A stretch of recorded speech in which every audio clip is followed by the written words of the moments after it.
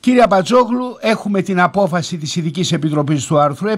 Ακυρώνεται η απόφαση της Περιφερειακής Επιτροπής για τοποθέτηση στήλης κατά τη Συμφωνία των Πρεσπών. Η Επιτροπή Ελληνισμού και εσείς είχατε φέρει το αίτημα αυτό στην Επιτροπή. Θα ήθελα ένα σχόλιο.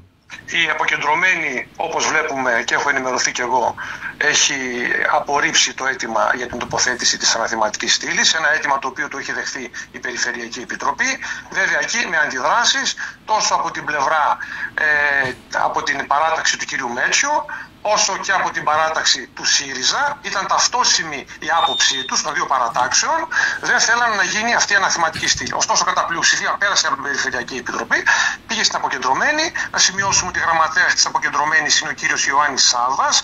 Η αποκεντρωμένη ανήκει στο κράτος, επομένως εκφράζει από την άποψη του κράτους, άρα της κυβέρνησης. Για μένα λοιπόν αυτή η άποψη είναι άποψη Μητσοτάκη, η οποία θέλησε να κόψει αυτή την αναθηματική στήλη. Το τραγικό για μένα είναι ότι στηρίζονται στο άρθρο 6 της Συμφωνίας των Πρεσπών, το οποίο γράφει ότι τα δύο μέρη, δηλαδή τα Σκόπια και η Ελλάδα, πρέπει να λάβουν μέτρα προκειμένου να προληφθούν δραστηριότητες που πιθανόν, και να δώσουμε σημασία στη λέξη πιθανόν, που πιθανόν να υποδαβλίζουν το σοβινισμό, την εχθρότητα, τον αλυτρωτισμό, τον αναθεωρητισμό εναντίον του άλλου μέρους.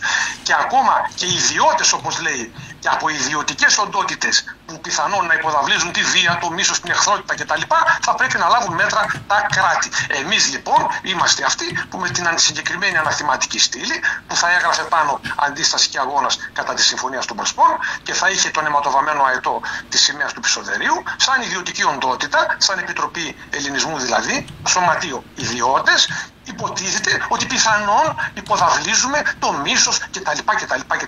Και έτσι λάβανε μέτρα εναντίον μας και μας κόβουν το συγκεκριμένο μνημείο. Εμένα αυτή η απόφαση μου θυμίζει τις φασιστικές πρακτικές επί ΣΥΡΙΖΑ, όλο αυτό το κυνηγητό που είχαμε φάει όσοι αγωνιζόμασταν κατά τη Συμφωνία των Πρεσπών, μας πηγαίνανε στα αστυνομικά τμήματα, στα κρατητήρια κτλ. Τα γράφω στα άρθρα μου, τα ξέρετε, με όλες αυτές τις εξευτελιστικές πρακτικές για τους πολίτες που εφάρμοζαν τότε. Και τώρα βλέπω προσπαθούν να βάλουν μια θηλιά στον λαιμό των ιδιωτών και να του λένε προσέξτε, μην μιλάτε κατά τη Συμφωνία των Πρεσπών. Βλέπω πλήρη ταύτιση της μητσοτακικής πολιτικής, της πολιτικής του κυρίου Μητσοτάκη με την πολιτική που είχε τότε ο ΣΥΡΙΖΑ, τις οποίες εγώ χαρακτηρίζω με τον πολιτικό χαρακτηρισμό αυτό φασιστικές πρακτικές. Να πούμε εδώ ότι, όπως είπα, ήταν κοινή η άποψη και της παράταξης του κυρίου Μέτσιου και του ΣΥΡΙΖΑ προκειμένου να γίνει αυτό που έγινε. Για μένα στερεί την ελευθερία, την προσωπική και ατομική ελευθερία, που βλέπετε την επικαλείται ο κύριος Μητσόσκι, ακόμα και στη Νέα Υόρκη αναφέρει συνεχώς τη λέξη Μακεδονία. Παραβιάζει τη Συμφωνία των Πρεσπών, όταν στις 7 Ιουλίου λοιπόν έκανε την πρώτη ανακοίνωση ο κύριος Μητσόσκι στην Ουάσιγκτον και αναφέρθηκε μέσα σε μισό λεπτό που μίλησε 5 σειρές, 3 φορές ανέφερε τον όρο Μακεδονία σκέτο χωρίς το βόρεια. Στη συνέχεια βγήκε ο κύριος Μητσοτάκης και είπε ότι στεναχωριέται και δεν θέλει ο κύριος Μητσόσκι να αποκαλεί στο εσωτερικό της χώρας του την χώρα του Μακεδονία. Μα δεν είναι στο εσωτερικό, κύριε Μητσοτάκη, στην Ουάσιγκτον το έκανε. Και αμέσως μετά τη δήλωση του Μητσοτάκη ξαναβγήκε ο κύριος Μητσόσκι μέσα στη σύνοδο αυτή τη φορά, την 75η Σύνοδο Κορυφής του ΝΑΤΟ, και ξαναπάλι είπε Μακεδονία, σκέτο Μακεδονία.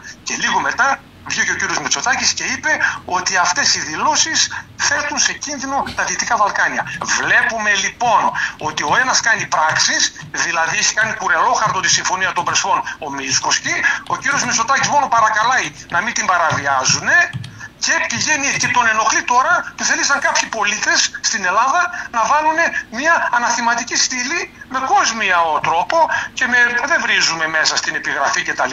Έτσι, μάλλον πιθανόν του κυρίου Μητσοτάκη δεν του έφτασε ότι από το 40,56 πήγε στο 28,31, έχασε 12,25%.